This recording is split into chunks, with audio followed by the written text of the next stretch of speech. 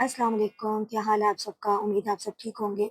आज मैं आपके साथ अपनी एक ऐसी कहानी शेयर करना चाहती हूँ, जो शायद बहुत सी लड़कियों के दिल की आवाज़ होगी। एक लड़की जब अपने माँ-बाप का घर छोड़कर नए घर में आती है, तो इसके दिल में बहुत से ख्वाब होते हैं। वो सोचती है कि वो अपने नए घर को अपना घर बनाएगी, सबके दिल जीतेगी और सबके साथ मोहब्बत से रहेगी। मैं भी इन्हीं ख्वाबों के साथ इस घर में आई थी। शुरू-शुरू के दिन बहुत अच्छे थे, हर चीज़ नई थी, नए लोग, नई जगह, नई ज़िम्मेदारियाँ थी। मैं कोशिश करती थी कि मुझसे कोई गलती ना हो। सुबह जल्दी उठना, घर के काम करना, सबकी पसंद का ख़्याल रखना। कभी खाना बनाते हुए सोचती थी कि आज सबको पसंद आएगा। कभी सफाई करते हुए सोचती थी कि घरवाले खुश हो जाएँगे। लेकिन वक़्त के साथ मुझे एहसास हुआ कि हर कोशिश सबको नज़र नहीं आती। कभी मेरी मोहब्बत को मामूली समझ लिया जाता, कभी मेरी खामोशी को मेरी कमज़ोरी समझ लिया जाता। मैं मुस्कुरा देती, लेकिन दिल के अंदर बहुत सी बातें छुपा लेती थी। कभी दिल चाहता था कि किसी से कहूँ कि मैं थक जाती हूँ। मुझे भी कभी प्यार की, आराम की और हौसले की ज़रूरत होती है। लेकिन फिर मैं मुस्कुरा देती थी, क्योंकि मैं चाहती थी कि मेरे घरवाले सब मुझसे खुश और सुकून से रहें। कभी कोई बात दिल को बुरी लग जाती तो मैं खामोश हो जाती। कभी आँखों में आँसू आ जाते, लेकिन मैं छुपा लेती थी।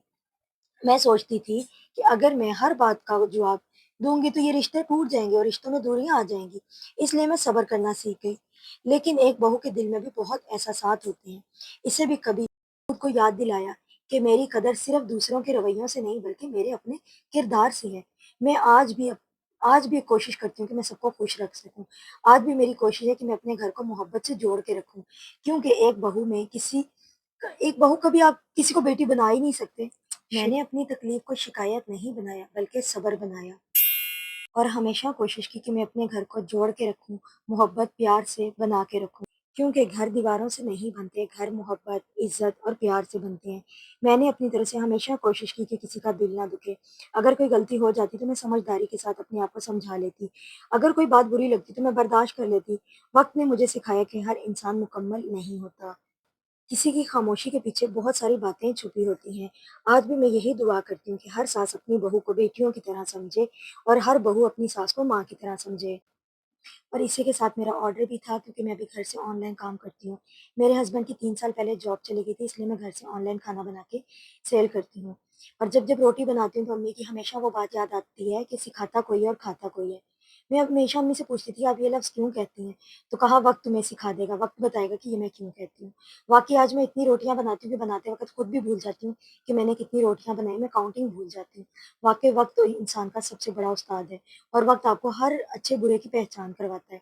आज से 3 साल पहले मेरे हस्बैंड की जॉब चली गई। मैंने बहुत अच्छा वक़्त अपने शौहर के साथ गुज़ारा है। अल्लाह पाक मेरे शौहर को ज़िंदगी, सेहत, तंदुरुस्ती और खुशियाँ दे। मेरे शौहर बहुत अच्छे इंसान हैं। उन्होंने मुझे ज़िंदगी जीना सिखाया। उन्होंने मुझे ज़िंदगी की उतार-चढ़ाव सब सिखाए। मैंने वक़्त और हालात के साथ बहुत कुछ सीखा। मैं कुछ प्रोफ़ेशनल नहीं थी, लेकिन हालात ने मुझे आज एकदम प्रोफ़ेशनल बना दिया। मैं हर उस काम को बाखूब कर लेती हूँ जो मैंने कभी जाना भी नहीं था। अल्हम्दुलिल्लाह, मेरे पास इतनी तालीम नहीं है, मैं इतनी तालीम याफ़्ता नहीं हूँ, लेकिन अल्लाह पाक ने मुझे हर हुनर से नवाज़ा। ये हुनर मेरी अम्मी का दिया हुआ ज़बरदस्ती का हुनर था, जिसको मुझे सीखना बिल्कुल पसंद नहीं था। लेकिन मेरी अम्मी कहती थी, जब अगले घर जाओगी तो पता चलेगा। आज समझ में आता है कि अम्मी ये लफ्ज़ क्यों कहती थी। इसी के साथ मैंने ये हुनर सीखा, आज ये हुनर मेरी पहचान बन गया। बहुत सारे लोग मुझसे खाना लेते हैं, बनवाते हैं और वो लोग ये जानना चाहते हैं मुझसे कि मैंने ये हुनर कहाँ से सीखा। ये हुनर किसी और का नहीं, मेरी अपनी माँ का दिया हुआ है। अल्लाह का लाख शुक्र अदा करती हूँ कि मेरी अम्मी ने ये सब मुझे सिखाया था। आज मुझे कहीं बाहर जाके मेहनत करने की ज़रूरत नहीं, मैं घर बैठ के अपने शौहर का साथ देती हूँ। तो खुदारा अपनी बेटियों को आप भी ये सब तालीम दें, ज़रूर दें, तालीम सबसे पहले है, लेकिन कोई ना कोई हुनर ज़रूर दें। अच्छा और बुरा वक़्त आता रहता है, लेकिन जब मेरे हस्बैंड की जॉब चली गई तो मुझे पता चला कि यहाँ पे अपना कौन है और बेगाना कौन है। बहुत सारे अपने आते, बैठते, देखते और तमाशा देख के चले जाते हैं, लेकिन कभी किसी ने मेरा साथ नहीं दिया, सिवाय अल्लाह के साथ ने। आज मेरे पास ये हुनर है, जिसकी वज़ह से मैं अपने हस्बैंड का पूरी तरह से साथ देने की कोशिश कर रही हूँ। आप सभी मेरे लिए दुआ करें कि अपने शौहर का मैं साथ दे सकूँ, क्योंकि मुझे इस वक़्त आप सबकी दुआओं की और आप सबकी सपोर्ट की बहुत ज़रूरत है।